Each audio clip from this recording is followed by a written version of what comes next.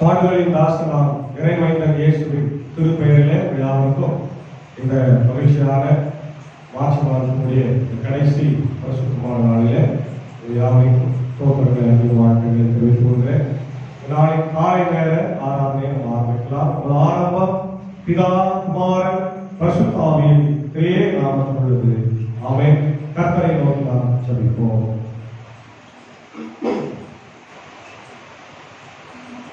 காலை புதிய இறக்குகளினாலும் கிருபைகளினாலும் உங்களை சூட்டி பாதுகாத்து நண்பனாகவே எங்கள் ராஜாதி ராஜாவே கத்தாதி கத்தா நாசமதிக்கப்பட்ட மனமகிழ்வான ஆண்டவரே காலை வழியாக செலுத்துகிறோம். கடந்த போல இரவு முழுவதும் கிருபையாக்களை காத்து வழிநடத்தினேன். புதிய பகலை ஆண்டவரை தந்திருக்கிறேன். 2025 ஆண்டு 3வது மாதமாய் மார்ச் மாதத்தை ஆண்டவர் வெற்றிகரமாக கடந்து இந்த நாளை நேரத்தில் முடிக்கிறோம். சுத்தமான ஆண்டவரை ஏப்ரல் மாதத்தில் கண்டும் நன்றி செலுத்தி நடத்திருந்தார்.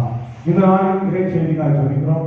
வாய்ப்பு பேசும் நாளில் ஆண்டவரை பாடுகிற பாடல்கள் ஏற்கின்ற செபவர்க்காட்டுகள் ஆண்டவரை சமூகத்தில் வாசிக்கின்ற இறை செய்தி இறை வார்த்தைகள் எல்லாவற்றும் ஆசிர்வதி இதோ இந்த ஆராதனையில் பங்கு பெற்றிருக்கிற சபையுடைய பொறுப்பாளர்கள் கோயில் பிள்ளை மாணவர்களும் வாலிபர்களும் இளவர்களிலும் குழந்தைகள் மூத்த விசுவாசிகள் எல்லாரையும் ஆசிர்வதி எல்லாரையும் ஏற்ற வேலையை நேரம் கொண்டு வந்து தொடர்புடைய ஆசீர்வாதத்தினாலே பெற்று கொடுத்திருக்கிறார். நீங்கள் பலப்படுத்துறாங்க என் பேசு நாங்கள் கேட்கிறோம்.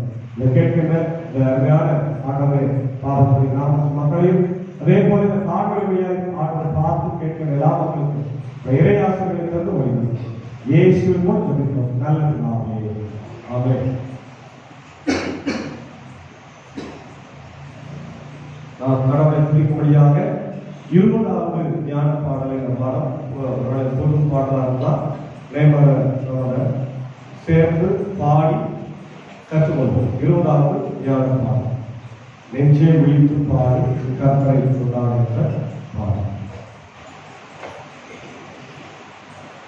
நெஞ்சே விழித்து பாடு உன் கர்த்தரை கொண்டாடு நல்வீவு யாவும் தாரா நரை காத்து வாரா இருளின் தீயிலும்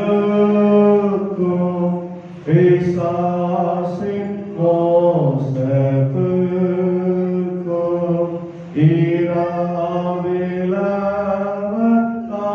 இராவிலவத்தாமே என்னை தற்காப்போராமே அஞ்சாமல் சுகமாக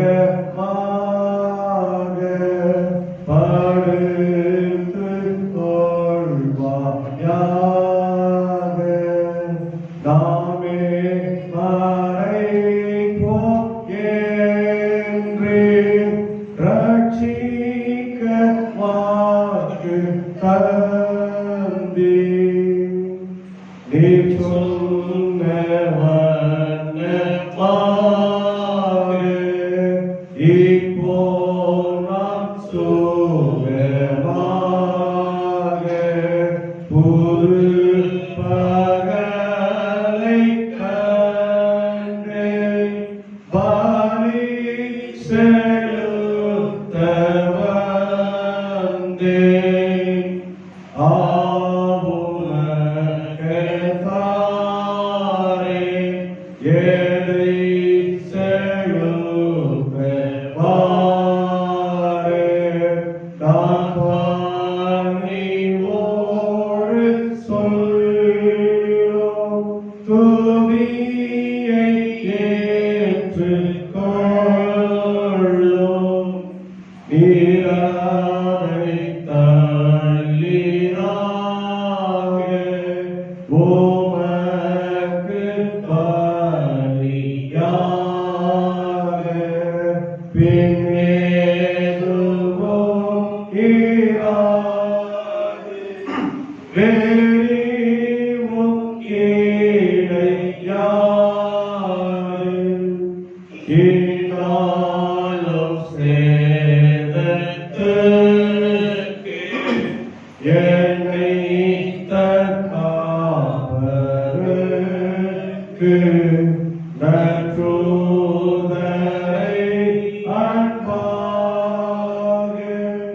துணைக்கு வைப்பீராக.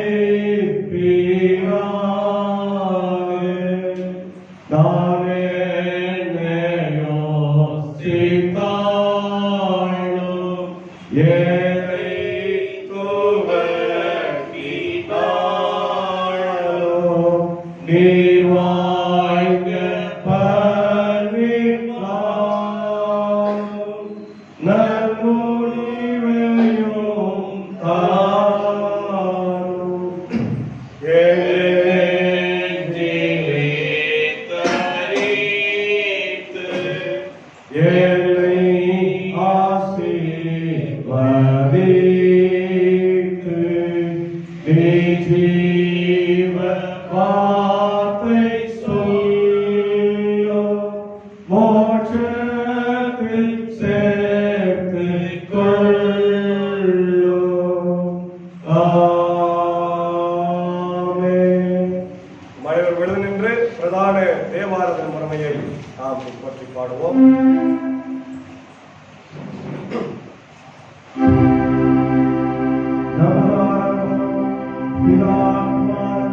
பரிசுத்தாவின் நாமத்திலே உள்ளது.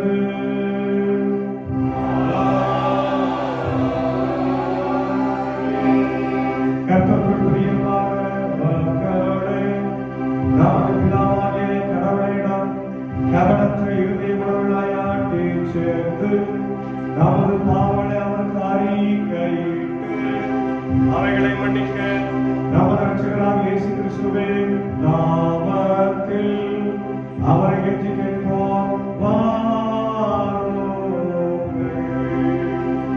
நமக்கு சகாயம் கர்த்தருடைய திருநாமத்தில் உள்ளது.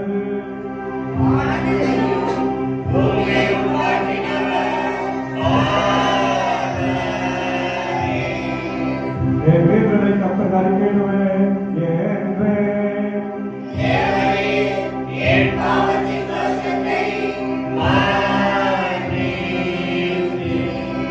சர்வவல்லவரான கடவுளே, எங்கள் சிறுமியின் போதுமானவரே, ஏழை பாவிகளாகிய நாங்கள் சுபாவத்தின்படி பாவங்களும் தீட்டொழுகளுமாயிருக்கிறோம் என்றும் மனதினால் வாக்கினால் நடக்கினால் உபதிரவமாய் பாவம் செய்தோம் என்றும் அறிக்கையிடுகிறோம். ஆதலால் எங்கள் ஆண்டவராகிய இயேசு கிறிஸ்துவின் நிமித்தம் காட்டின கிருபையை தேடி உம்முடைய ராஜ்யத்திற்கு அழைக்கப்பட வருகிறோம். அளவிலாக உள்ள கடவுளே, எங்கள் வீட்டுமடி மன்னத்தை ஒப்பு கொடுப்பேன். இது ஒரே குமாரனும் எங்களுக்கு இறங்கி எங்கள் பாவங்களை எல்லாம் மன்னித்தருளும். இது திருமையினால் நாங்கள் நிகழ்ச்சியோடு சொத்து கொள்ளும்படி ரசசுமையான கீழ்ப்படும் ரசசாவியை கொண்டு எழுதுகளை அறிவுறுத்த வேண்டும் என்று எல்லாருமாக இயேசு கிறிஸ்து மூலமாய் வேண்டுகிறோம் கர்த்தாவே. ஆமென். சர்வ வல்லவரான பரமபிதாவாகிய கடவுள் நமக்கு இருக்கிறார். அவர் தமது ஒரே பிதாவான நமது பாவங்களுக்காக மரணத்தை ஒப்பு கொடுத்து அவர் எழுத நமது பாவங்களை மன்னித்தார். அவர் நாமத்தில் விசுவாசம் உள்ளவர்களுக்கு கடவுளை பிள்ளைகளாக்கும்படி அதிகாரம் கொடுத்து அவர்கள் தமது பரிசுத்த ஆவியை தந்து அருள்வதாய் வாக்குறுதி முடிகிறார். விசுவாசமுடையவனாய் ஞானஸ்நானம் பெற்று ரட்சிக்கப்படுவார். கர்த்தாவே, எங்கள் அனைவருக்கும் கிருபை செய்கிறோம்.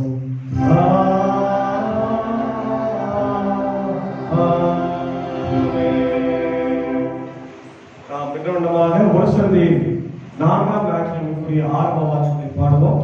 பக்கம் 86 ஒரு சந்தையில் 4ஆம் ராஜ்யத்திற்குரிய ஆரம்ப வாசம்.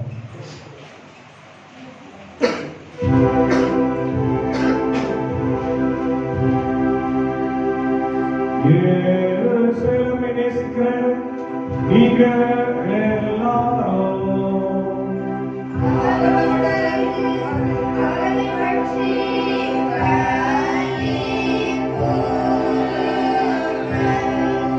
அவள் நிமித்தம் துக்கித்திருந்த நீங்கள் எல்லாரும்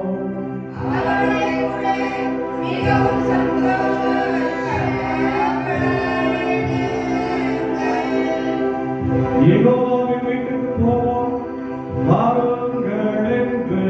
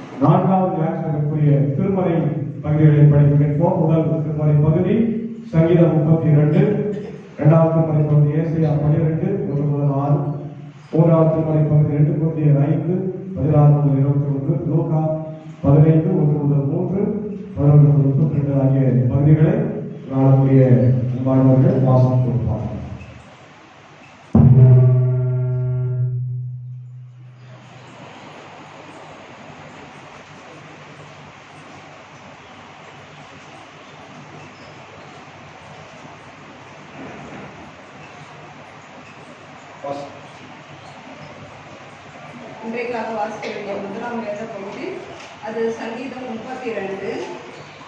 எவனுடைய மீறுதல் மன்னிக்கப்பட்டதோ, எவனுடைய பாவம் மூடப்பட்டதோ அவன் பாக்கியவான். எவனுடைய அக்கிரமத்தை கர்த்தர் எண்ணாது இருக்கிறாரோ, இருக்கிறதோ அவன் பாக்கியவான். நான் அடக்கி வைத்த மட்டும் நித்தம் என் கதறுதலாலே என் எலும்புகள் உலர்ந்து போயிற்று. இரவும் பகலும் என் மேல் உம்முடைய கை பாரமாய் இருந்ததினால் என் சாரம் உஷ்ணகால வறட்சியைப் போல் வறண்டு போயிற்று. நான் என் அக்கிரமத்தை மறைக்காமல் என் பாவத்தை உமக்கு அறிவித்தேன். என் மீறுதல்களை கர்த்தருக்கு அறிக்கையிடுவேன் என்றேன். தேவரீர் என் பாவத்தின் தோஷத்தை மன்னித்தீர். இதற்காக சகாயம் கிடைக்கும் காலத்தில் பக்தியுள்ளவன் எவனும் உம்மை நோக்கி விண்ணப்பம் செய்வான். அப்பொழுது மிகுந்த ஜலப்பிரவாகம் வந்தாலும் அது அவனை அணுகாது. நீர் எனக்கு மறைவிடமாய் இருக்கிறீர். என்னை நீர் இக்கட்டுக்கு விலக்கி காத்து இரட்சணிய பாடல்கள் என்னை சூழ்ந்து கொள்ளும்படி செய்தீர். நான் உனக்கு போதித்து நீ நடக்க வேண்டிய வழியை உனக்கு காட்டுவேன்.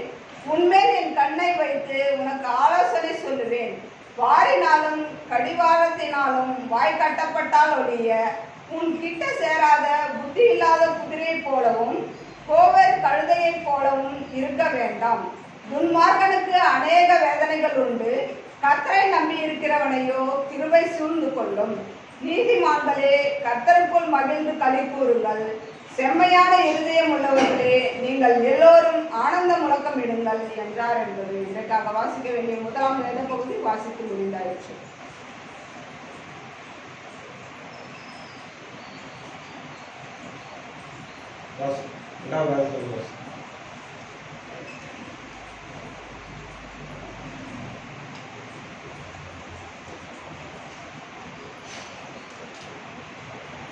இதற்காக வாசிக்க வேண்டிய 2ஆம் வேத பகுதி பழைய ஏற்பாடு ஏசாயா 12ஆம் அதிகாரம் வசனங்கள் 1 முதல் 6 முடிய. அக்காலத்திலே நீங்கள் சொல்வது, கர்த்தாவே, நான் உம்மை துதிப்பேன். நீர் என்மேல் கோபமாயிருந்தீர், ஆனாலும் உம்முடைய கோபம் நீங்கிற்று.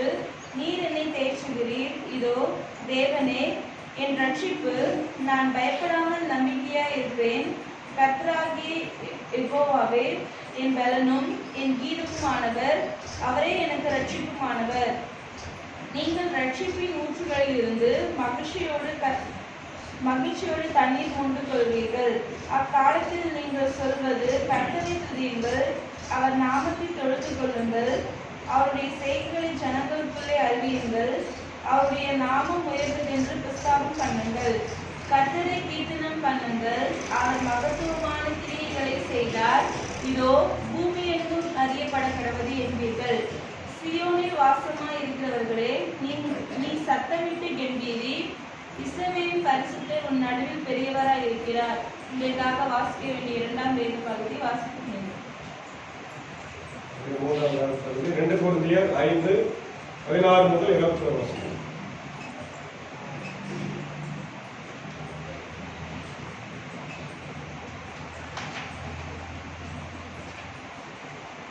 வாசிக்க வேண்டிய நிருப பகுதி அது 2 கொரிந்தியர் 5ஆம் அதிகாரம் 16 முதல் 21 வரை. ஆகையால் இது முதற்கொண்டு நாங்கள் ஒருவனையும் மாம்சத்தின்படி அறியோம். நாங்கள் கிறிஸ்துவை மாம்சத்தின்படி அறிந்திருந்தாலும் இனி ஒருபோதும் அவரை மாம்சத்தின்படி அறியோம். இப்படி இருக்க, ஒருவன் கிறிஸ்துவுக்குள் இருந்தால் புது சிருஷ்டியாய் இருக்கிறான். பழையவைகள் ஒழிந்து போயின, எல்லாம் புதியதாயின. இவை எல்லாம் தேவனாலே உண்டாயிருக்கிறது. அவர் இயேசு கிறிஸ்துவை கொண்டு நம்மை தம்முடன் ஒப்புரவாக்குதலின் ஊழியத்தை எங்களுக்கு ஒப்பு கொடுத்தார். அது என்னவெனில், தேவன் உலகத்தாருடைய பாவங்களை எண்ணாமல் கிறிஸ்துவுக்குள் அவர்களை தமக்கு ஒப்புரவாக்குதலின் உபதேசத்தை எங்களிடத்தில் ஒப்பு கொடுத்தார். ஆனபடியினாலே தேவனானவர் எங்களை கொண்டு புத்தி சொல்கிறது, நாங்கள் கிறிஸ்துவுக்காக ஸ்தானாதிபதிகளாக இருந்து தேவனோடு ஒப்புரவாகுங்கள் என்று கிறிஸ்துவின் நிமித்தம் உங்களை வேண்டிக் கொள்கிறோம். நாம் அவருக்குள் தேவனுடைய நீதியாகும்படி பாவம் அறியாத அவரை நமக்காக பாவமாக்கினார். இதுக்காக வாசிப்பதை நிறுவ பகுதி வாசி. நாம் எழுந்து நின்று சுவிசேஷ பகுதியை வாசிப்போம். பரிசுத்த லூக்கா எழுதின சுவிசேஷம் 15ஆம் அதிகாரம் 1 முதல் 3, 11 முதல் 32 வரை. ஆண்டவரே, உமக்கு மகிமை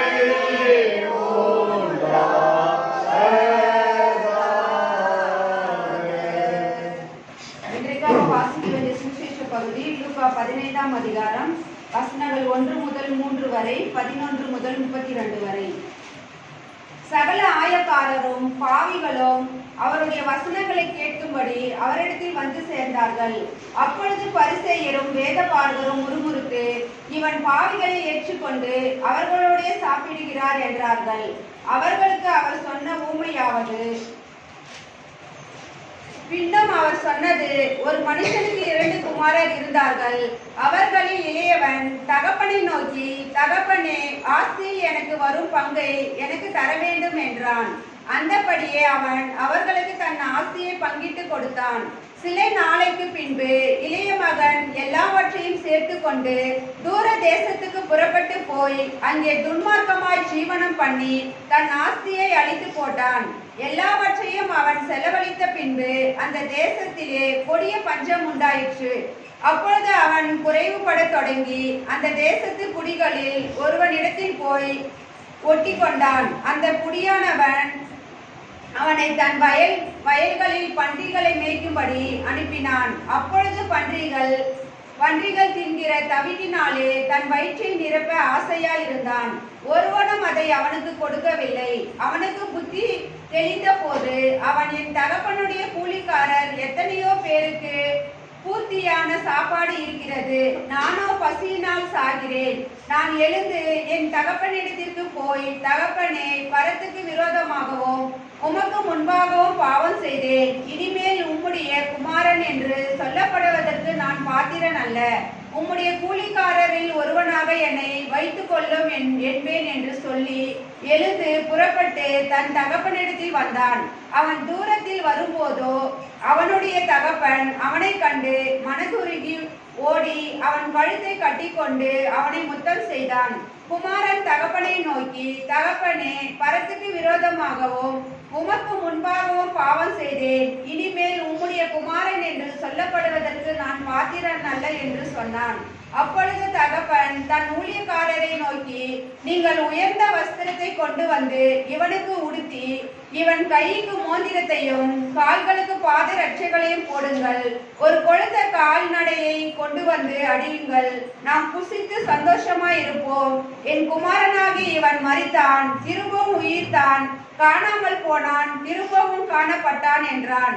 அப்படியே அவர்கள் சந்தோஷப்பட தொடங்கினார்கள். அவனுடைய மூத்த குமாரன் வயலில் இருந்தான். அவன் திரும்பி வீட்டுக்கு சமீபமாய் வருகிற போது கீத வாத்தியத்தையும் நடன களிப்பையும் கேட்டு ஊழியக்காரில் ஒருவனை அழைத்து, இது என்ன என்று விசாரித்தான். அதற்கு அவன், உம்முடைய சகோதரன் வந்தார். அவர் மறுபடியும் சுகத்துடனே உம்முடைய தகப்பனிடத்தில் வந்து சேர்ந்தபடியினாலே அவருக்காக கொழுத்த கால்நடையை அடிப்பித்தார் என்றான். அப்பொழுது அவன் கோபம் அடைந்து உள்ளே போக மனதில்லாதிருந்தான். தகப்பனோ வெளியே வந்து அவனை வருந்தி அழைத்தான்.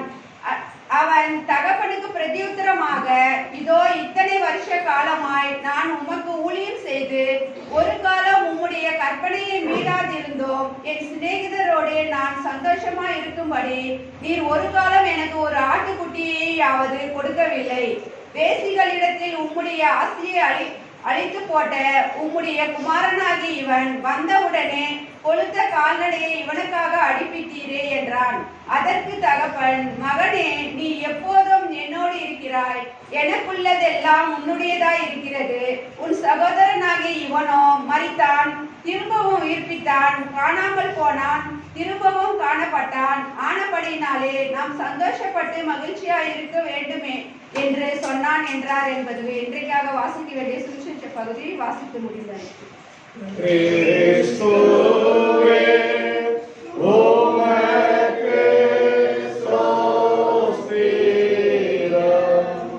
அன்பார்ந்த தேவனுடைய பிள்ளைகளை, இந்த வருஷத்தின் காலத்துல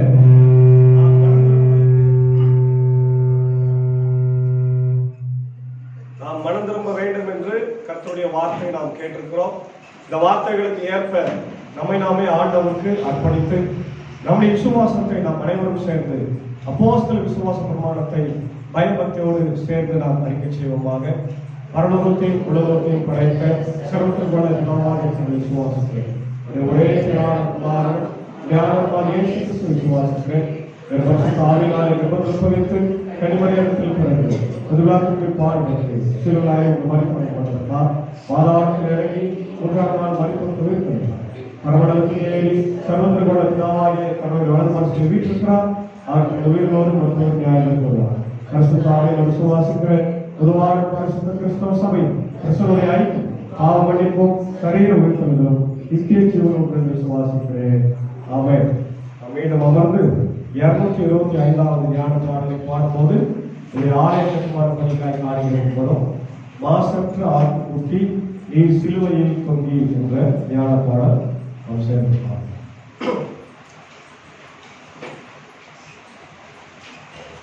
மாசற்ற ஆட்டுக்குட்டி நீ சிலுவையில் தொங்கி கடன் யாவும் செலுத்தி இரக்கத்தாலே பொங்கி பொல்லாப்பை சாதார் வென்றே பொல்லாருக்காக சென்றே அடியார்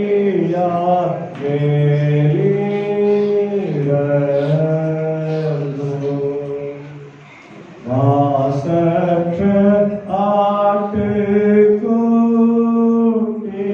சேர்ந்து பாடலாம். சிலுவையில் தொங்கி கடன் யாவும் செலுத்தி இரக்கத்தாலே பொங்கி பொல்லாப்பை சாதார் வென்றே பொல்லாருக்காக சென்றே ஆடியார் மேலிறங்கும்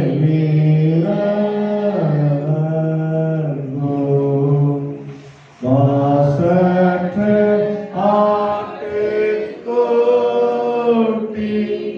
நீ சிலுவையில் தொங்கி கடன் யாவும் செலுத்தி இரக்கத்தாலே பொங்கி பொல்லாப்பை சாதார் வென்றே பொல்லாருக்காக சென்றே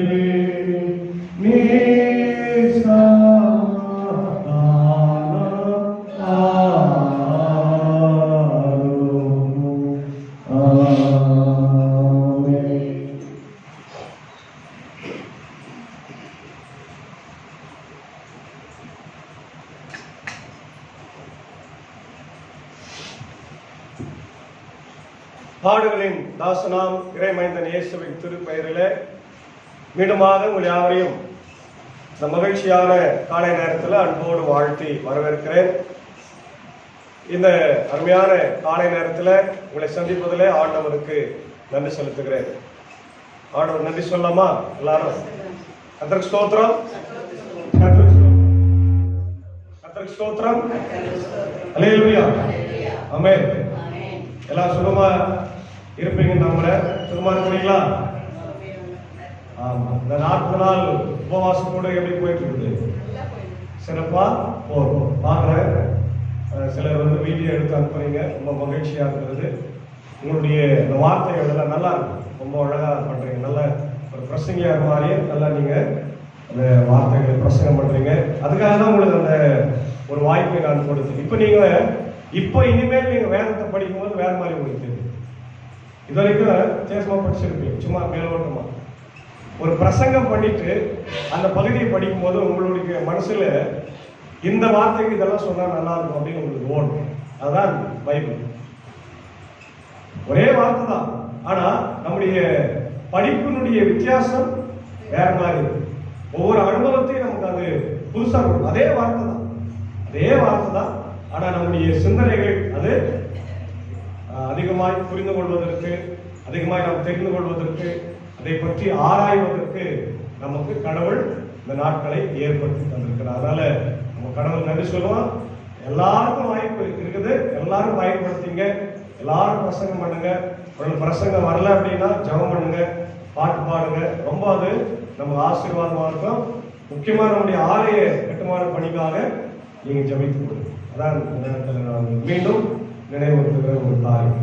இந்த ஒரு சந்தியின் 4ஆம் ஞாயிற்றுக்கிழமையில நாம் தியானிக்க முடியாத தந்திருக்கிற திருமுறை பகுதி ஏசாயா 12ஆம் அதிகாரம் 1 முதல் 6 வசனம். இந்த பகுதி ஒரு பாடல் இல்லையா? பொதுவா நம்ம எப்பவுமே ஆண்டவரை துதித்துக் கொண்டே நம்ம பாடிக்கொண்டே. அதுவும் லுத்ரன் திருச்சபைக்கு ஒரு சிறப்பு என்னன்னா, Lutheran church is singing church. இந்த சபை என்னன்னா பாடுகிற சபை. அதனால நம்ம எல்லா நிகழ்வுகளிலுமே பாடல் இல்லாம நம்ம என்ன செய்யறதில்ல, எதுவுமே செய்யறது. ஆராதனையா இருக்கட்டும், இல்ல ஜபகூட்டம் ஆகட்டும், ஒரு கல்யாணம் ஆகட்டும், ஒரு ஸ்பெஷல் விசேஷித்த பிறந்த நாளோ அல்லது இறந்த நாளோ ஜபகூட்டம் ஆகட்டும், மரணமே வந்தா கூட நம்ம என்ன பண்றோம், பாடல்களை பாடிதான் அந்த வீட்டுக்கு ஆறுதலை நம்ம கொடுக்கிறோம். அப்போ நம்முடைய வாழ்க்கையில இயற்கையாகவே இசை என்பது பின்னி பிணைந்து இருக்கிறது. ஆமென். அது குறிப்பா நம்முடைய வாழ்க்கை, நம்ம தமிழர்களுடைய வாழ்க்கையில இயல் இசை நாடகம் என்று சொல்லுவார். இதனுடைய ரத்தத்திலே ஊறி இருக்கு. அது குறிப்பா நம்முடைய சமூகத்துக்கு இசை என்பது ரொம்ப அதிகமாகவே நம்முடைய உடம்புல ஊறி இருக்கிறது இல்லையா? அதனால்தான் இன்னைக்கு இந்த பாடலை நம்ம தியானிக்க போகிறோம். ஏசாயா 12ஆம் அதிகாரம்.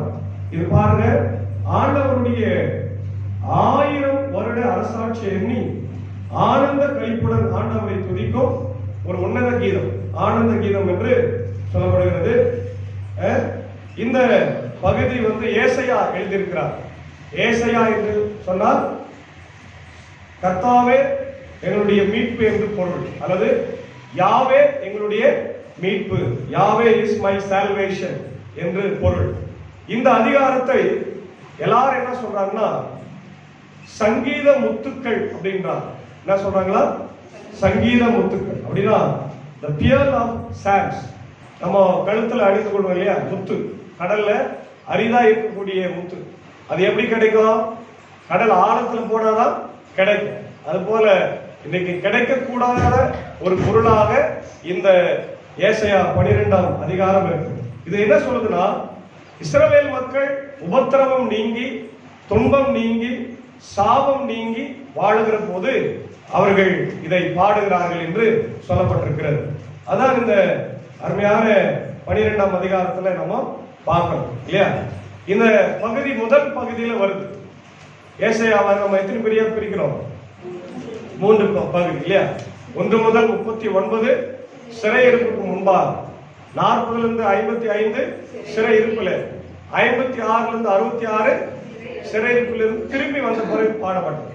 இப்ப இந்த பகுதி சிறையிருப்புக்கு முன்னாடியே தீர்க்க தரிசனமா சொல்றார். என்னன்னா, நீங்க சிறையிருப்பிலிருந்து திரும்பி வந்து உங்க வாழ்க்கையை ஆசீர்வாதமாய் வாழ போறீங்க. அல்லேலூயா. அதுல உங்களுக்கு மகிழ்ச்சி சமாதானம் இருக்கும். அப்போ நிறைய உபத்திரவங்கள் சந்திக்க போறீங்கன்னு முன்னாடியே சொல்றார். உடைய பாவங்கள் அக்கிரமங்கள் அதிகமா இருக்கிறதுனால நான் உங்களை சிறையிருப்புக்கு ஒப்பு கொடுப்பேன். சிறையிருப்புக்கு நீங்க போயவங்க போயிட்டு வந்த பிறகு உங்களுக்கு ஆசீர்வாதம் தங்கி இருக்கும் அப்படின்னு இந்த பாடல்ல பாடலாம் இல்லையா? அதான் முதல் பகுதியில நம்ம பார்க்கிறோம். உபத்திரவம் நீங்கி ஆறுதல் அடையும் காலமாக இந்த காலம் இருக்கிறது இல்லையா? உபத்திரவம் நீங்கி ஆறுதல் அடையும் காலம். வாசிங்க முதல் பகுதி. அக்காலத்திலே நீ சொல்லுவது, கர்த்தாவே நான் உம்மை துதிப்பேன், நீர் என் மேல் கோபமாய் இருந்தீர், ஆனாலும் உம்முடைய கோபம் நீங்கிற்று, நீர் என்னை தேற்றுகிறீர்.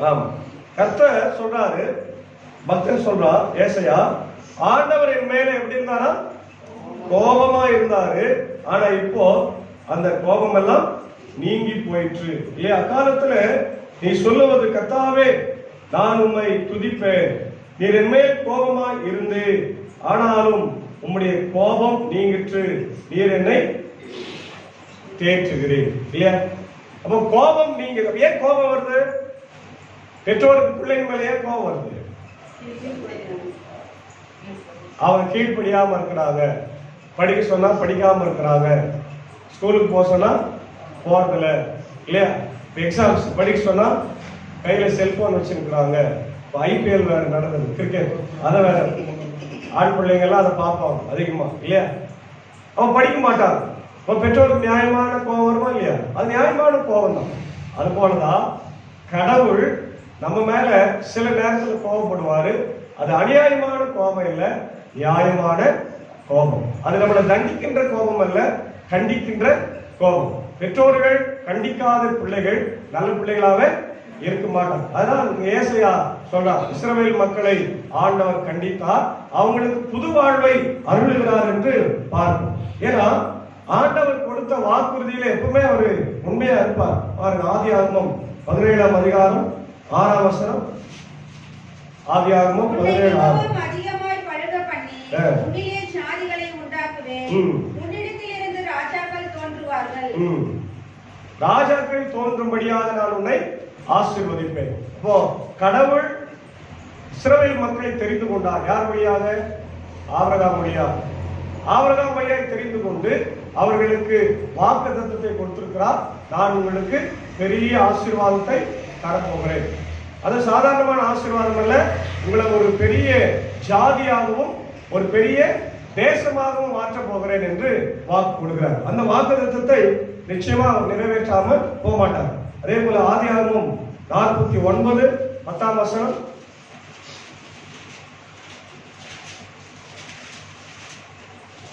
சமாதான கர்த்தர் வருவதும் செங்கோல் யூதாவை விட்டு நீங்குவதும் இல்லை, நியாயப்பிரமாணிகன் அவன் பாதங்களை விட்டு ஒளிவதும் இல்லை, ஜனங்கள் அவரிடத்தில் சேருவார்கள். ஜனங்கள் அவரிடத்துல சேருவார்கள். எல்லா ஜனங்களையும் கூட்டி சேர்க்கின்ற ஆண்டவரால் இருக்கிறார். இந்த முதல் பகுதியில நம்ம பார்ப்போம். இரண்டாவது பகுதியை பாருங்க. இதோ தேவனே என் ரட்சிப்பு, நான் பயப்படாமல் நம்பிக்கையால் இருப்பேன். கர்த்தராகிய யெகோவா என் பலனும் என் கீதமும் ஆனவர், அவரே எனக்கு ரட்சிப்புமானவர். ரொம்ப அழகான ஒரு பாடல் இல்லையா? ஆண்டவர் என்னுடைய ரட்சிப்பா இருக்கிறாரு, அதனால நான் என்ன பண்ண மாட்டேன், பயப்படவே நான் மாட்டேன் என்று சொல்றேன். அப்போ ஆண்டவருடைய வாக்குத்தத்தம் இந்த ஒரு சந்தி நாட்களில நம்மோடு கூட இருக்கிறது. ஏன் அப்படின்னா இந்த ஒரு சந்தி நாட்களில நமக்கான அழைப்பு என்ன? நம்முடைய பாவத்தை விட்டு நீங்கி ஆண்டவரோடு சேர்ந்து வாழ்வது, நம்முடைய அக்கிரமங்களை எல்லாம் விட்டு விடுவது, ஆண்டவரோடு இணைந்து புது வாழ்வு வாழ்வது. அதுதான் இந்த நாளுக்குரிய அழைப்பாக நம்ம பார்க்கிறோம். கடவுளுடைய அழைப்பில நாம் மகிழ்ந்திருக்க வேண்டும். ஏனென்றால் அவர் நமக்கு ரட்சிப்பை தருகிறார், அவர் நமக்கு கேடகமா இருக்கிறாரு, அவர் நம்முடைய வாழ்க்கையில பயத்தை நீக்கி நமக்கு ஆசீர்வாதத்தை தருகிறார். அதனால நம்ம மகிழ்ச்சியா இருக்கணுமா? நம்ம பயப்பட வேண்டிய அவசியமே இல்லை அப்படின்னு இந்த இரண்டாவது பகுதியில நம்ம பார்க்கிறோம். மத்தமல்ல, இந்த பகுதி நமக்கு எதை குறிக்குது என்றால் ரெண்டு அரசாட்சியை சொல்லுகிறது. ஒன்று அன்றைக்கு இருந்த நிகழ்கால அரசாட்சி, இரண்டாவது வரப்போகிற அரசாட்சி. நிகழ்கால அரசாட்சியில எல்லாரும் மகிழ்ச்சியா இருப்பாங்களா? இப்ப நம்ம இந்தியாவில் நம்ம வாழ்றோம், தமிழ்நாட்டில் வாழ்றோம், நம்முடைய பாரத பிரதமர் இருக்கிறாரு, நம்முடைய முதலமைச்சர் இருக்கிறாரு, எல்லாரையும் நம்ம பேட்டி எடுத்து போட்டு தான் இருக்கிறாங்க, செய்திகள் எல்லாம் பார்க்கிறோம். ஒரு சிலர் என்ன சொல்றாங்க, இந்த ஆட்சி நல்லா இருந்து நல்லா சிறப்பா முதலமைச்சர் செய்யறாரு, மத்தியில இருக்கிற நம்முடைய பிரதமர் நல்லா செய்யறாரு. இன்னொருத்தர் கேட்ட என்ன சொல்றாங்க, சரியா இல்ல, அவர் சரியா ஆட்சி பண்ணல, ஏழை எளிய மக்களை நேசிக்கல, அவங்க கருத்துக்கள் அவங்க சொல்லினே இருக்கிறாங்க. இதுதான் நிகழ்கால ஆட்சி. ஆனா வருங்கால அரசாட்சி என்பது எப்படி இருக்குமா?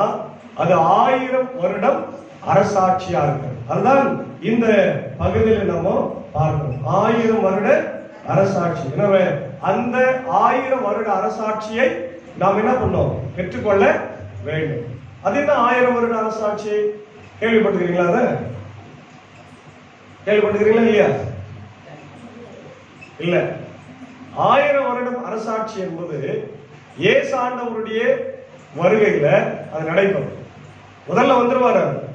வந்து அவர் வரும்போது மரித்தவர்கள் எல்லாரும் என்ன பண்ணுவாங்க, உயிரோடு எழுவார். இது நமக்கு தெரியும் இல்லையா?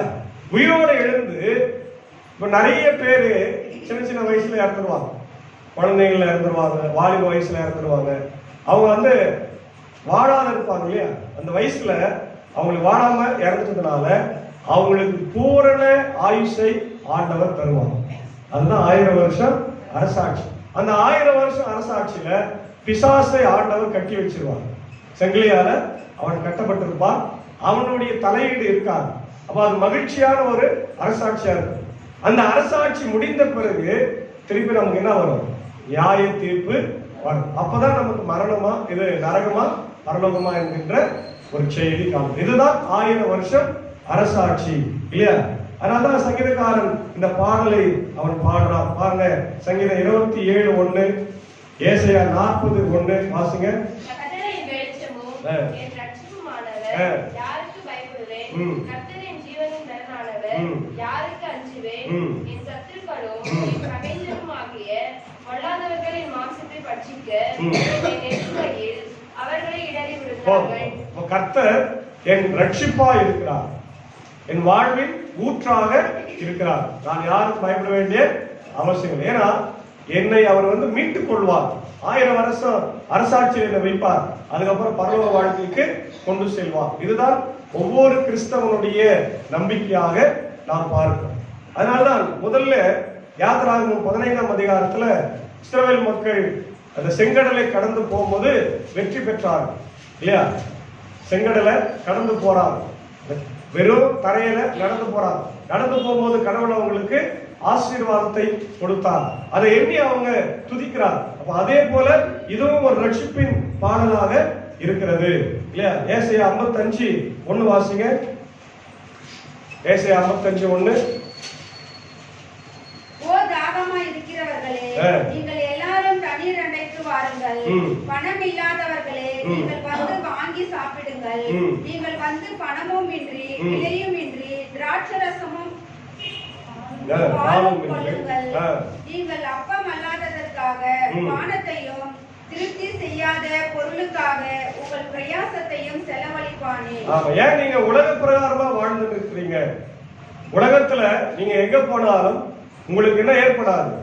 திருப்தி ஏற்படாது. நீங்க மனுஷன் நீங்க பாருங்க, எவ்வளவு சம்பாதித்தாலும் எனக்கு இது போதுன்னு சொல்றானா? இல்ல.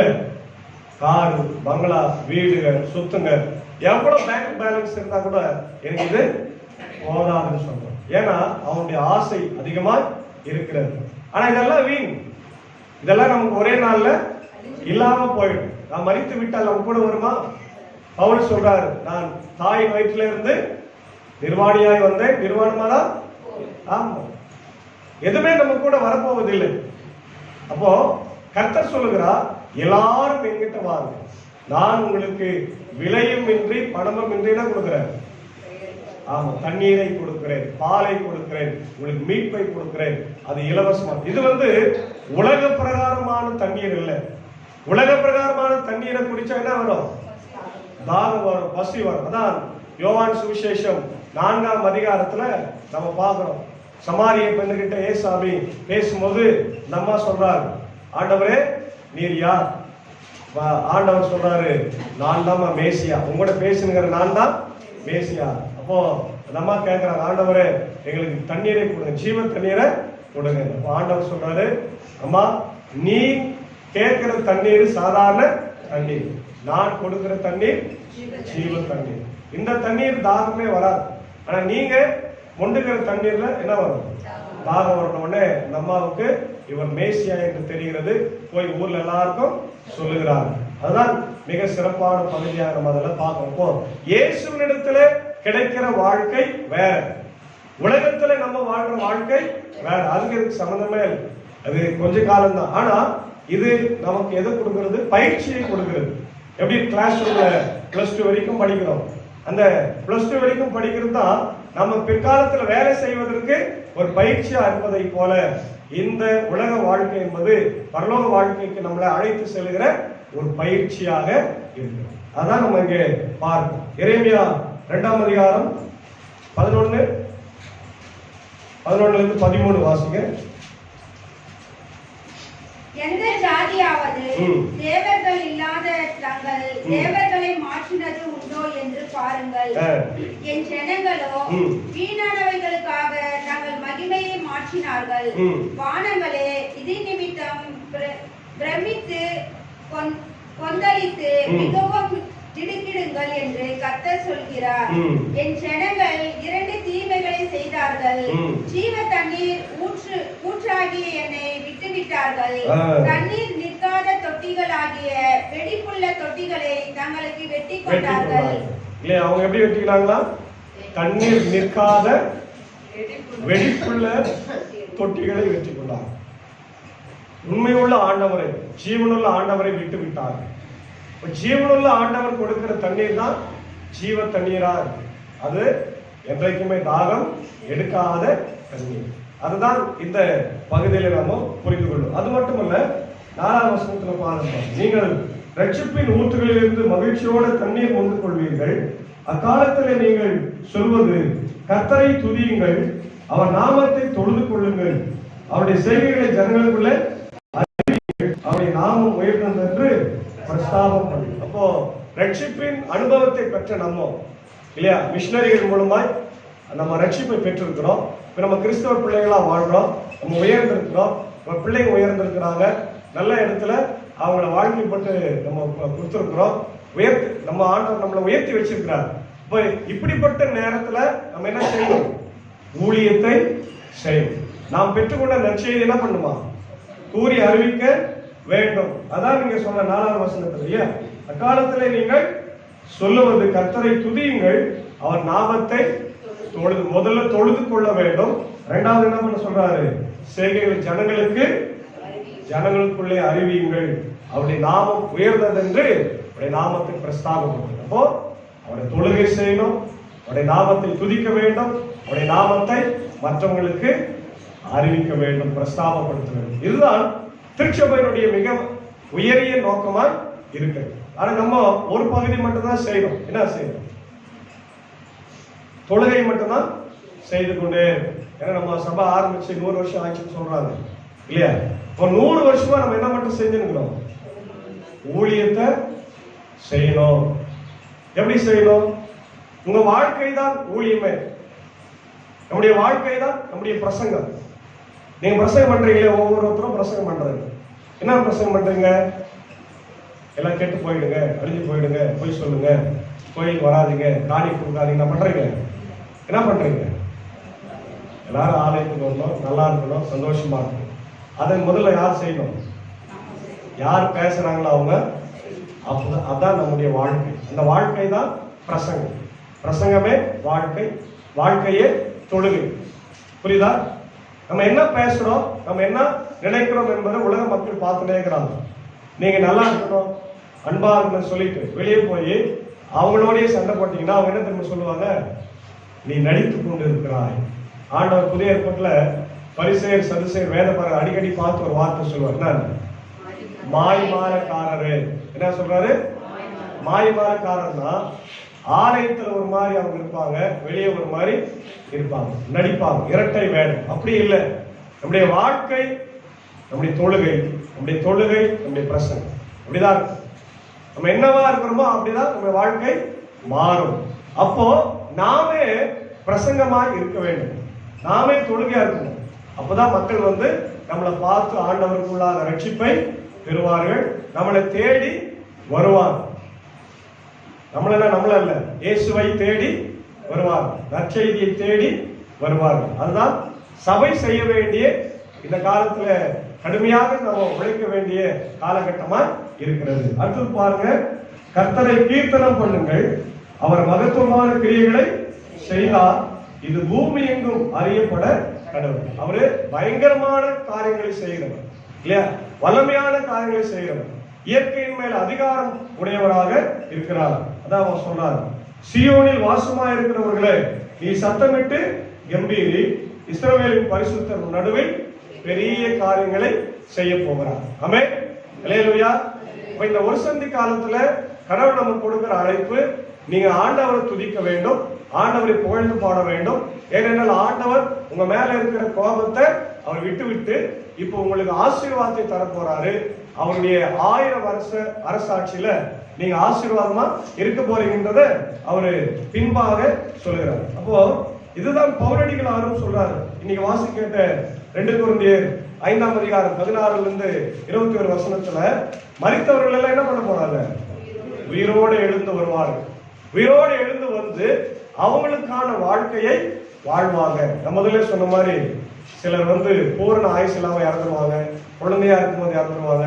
அவங்களுக்கு எல்லாம் 1000 வருஷம் அரசாட்சியில பங்கு நிச்சயமா இருக்கிறது. வாசிங்க வெளிப்படுத்தின விசேஷம் 20ஆம் அதிகாரம் 1 முதல் சில வசனங்கள்.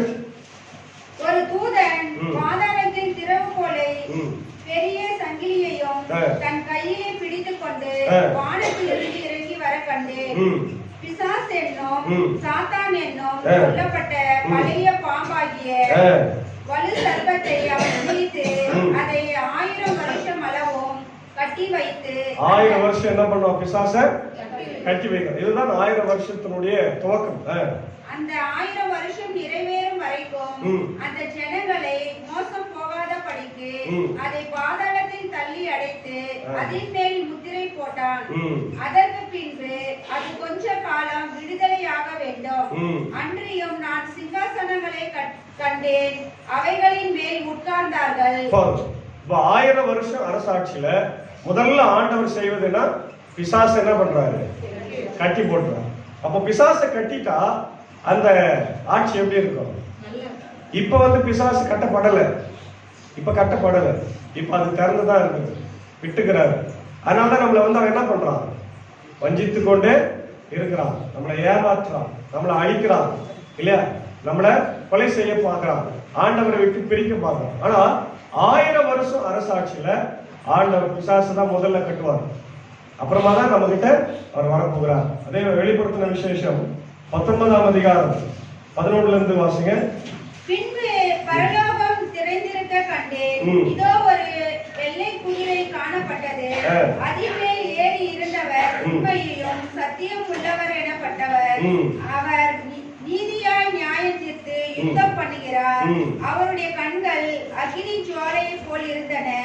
அவருடைய சிரசின் மேல் அநேக கிரீடங்கள் இருந்தன. அவருக்கே அன்றி வேறு ஒருவருக்கும் தெரியாத ஒரு நாமமும் எழுதி இருந்தது. போதும், அதெல்லாம் வாசித்து பாருங்க, வீட்டுல போய் வாசிச்சுக்கோ. 1000 வருஷம் அரசாட்சின்னு என்னன்னு நமக்கு தெரியும். அந்த 1000 வருஷம் அரசாட்சியில ஏசாண்டவர் வந்தா எப்படி நியாயம் செய்வாரா? நீதியோடு நியாயத்தோடு அரசாட்சி செய்வான். இப்ப இருக்கிற அரசாட்சி இருக்கிற மாதிரி கிடையாது. இப்ப ஜாதிக்கு ஒரு அரசாட்சி, அவங்க அந்த ஜாதியை சேர்ந்தவங்க அந்த ஜாதி மக்களுக்கு சலுகை செய்யறது இல்லையா, பெரும்பான்மை மக்களுக்கு உதவி செய்வது, ஏழை எளிய மக்களுக்கு உதவி செய்யாம இருப்பது, இதுதான் இன்றைய அரசாட்சி. ஆனால் 1000 வருஷம் அரசாட்சியில ஏசாண்டவர் வரும்போது எல்லாருக்கும் சமத்துவமான அரசாட்சி இருக்கும். அந்த இடத்துல அன்பு இருக்கும், தாழ்மை இருக்கும், பொறுமை இருக்கும் இல்லையா. அதற்கான ஒரு காட்சியை நம்ம பார்த்தோம்னா ஏசாயா 11ஆம் அதிகாரத்தை வாசி. ஏசாயா 11ஆம் அதிகாரத்துல இதுக்கு முன்னாடியே சொல்லப்பட்டிருக்கிறது பாருங்க. 6ஆம் வசனத்துல வாசி. அப்பொழுது ஓனாய் ஆட்டுக்குட்டியோட தங்கும், புலி வெள்ளாட்டு குட்டியோட படுத்துக் கொள்ளும், கன்றுக்குட்டியும் பாலசிங்கமும் காளையும் ஒருமித்திருக்கும். ஒரு சிறு பையன் அவனை நடத்துவான். பசுவும் கரடியும் கூடி மேயும், அவைகளில் குட்டிகள் ஒருமித்து படுத்துக் கொள்ளும். சிங்கம் மாட்டை போல் வைக்கோல் தின்னும். பால் குடிக்கும் குழந்தை விரியன் பாம்பு வலையின் மேல் விளையாடும். பால் மறந்த பிள்ளை கட்டு விரியன் புற்றிலே தன் கையை வைக்கும். என் பரிசுத்த பர்வதம் எங்கும் தீங்கு செய்வாரும் இல்லை, கேடு செய்வாரும் இல்லை. சமுத்திரம் ஜலத்தினால் நிறைந்திருக்கிறது போல் பூமி கர்த்தரை அறிகிற அறிவினால் நிறைந்திருக்கும். ஆமென். அல்லேலூயா. அதை குறிச்சு வைங்க இல்லையா. பாருங்க, இதெல்லாம் இதுல 2 விதமான அனிமல்ஸ் சொல்றாரு ஆண்டவர். ஒண்ணு இரையாக போவது, இன்னொன்னு இரையாக்கி கொள்வது இல்லையா. உதாரணமா ஓனாயும் ஆட்டுக்குட்டி. ஓனாய் என்ன பண்ணும்? ஆட்டுக்குட்டிய சாப்பிடும். சிங்கம் மாட்டை சாப்பிடும். புலி மனுஷனை சாப்பிடும். விரியன் பாம்பு. ஏற்கனவே உங்களுக்கு சொல்லிக்கிறேன், இந்தியாவில் மிக கொடிய விஷயமுள்ள பாம்பு என்னது? விரியன் இல்லையா? கட்டு விரியன், கண்ணாடி விரியன், சுருட்டை விரியன் தான் வைப்பர் சொல்லுவாங்க அந்த பாம்பு இல்லையா? அதுல குழந்தை என்ன பண்ணுவாங்க? கை வச்சு விளையாடும். ஓனாய் ஆட்டுக்குட்டியும் ஒன்னா இருக்கும், கரடி ஒன்னா படுத்துக்குமா, சிங்கம் ஆட்டுக்குட்டி என்ன பண்ணும்? வைக்கோல் தின்னுமா. இதெல்லாம் வழி நடத்துறது யாரா? ஒரு குழந்தை வழி நடத்துவாங்க. எப்படி இருக்குமா? யோசித்து பாரு, யோசித்து பாரு. இதுதான் 1000 வருஷ அரசாட்சி. அப்போ ஆழதான் சொல்றாரு, கர்த்தருடைய பர்வதத்துல இல்லையா, என் பரிசுத்த பர்வதம் எங்கும் என்ன அல்ல, தீங்கு செய்வார் இல்லை. தீங்கு, நோ ஈவில், நோ ஈவில், கெட்டதே கிடையாது. இப்ப எங்க பார்த்தாலும் நம்ம என்ன பாக்குறோம்? கெட்டது தானே பாக்குறோம். எங்க பார்த்தாலும் கெட்ட செய்தி, துர்மரணங்கள், விபத்துக்கள் எல்லாம் மாத்திரே. நேற்று மியான்மர்ல முதலேற்று மிகப்பெரிய பூகம்பம் நடந்து கொண்டு எல்லாம் தீங்கு தான் நடக்குது, ஆபத்து நடக்குது, போர்கள், மக்களை அடித்துக் கொண்டே இருக்கிறார்கள், ஏழைகளை குழந்தைகளை அடித்துட்டே இருக்கிறார்கள். எல்லாம் தீங்கு, நம்மளை சுத்தி நடக்கிறதெல்லாம் தீங்க, தப்பாதான் இருக்கு. ஆனால் 1000 வருஷம் அரசாட்சியில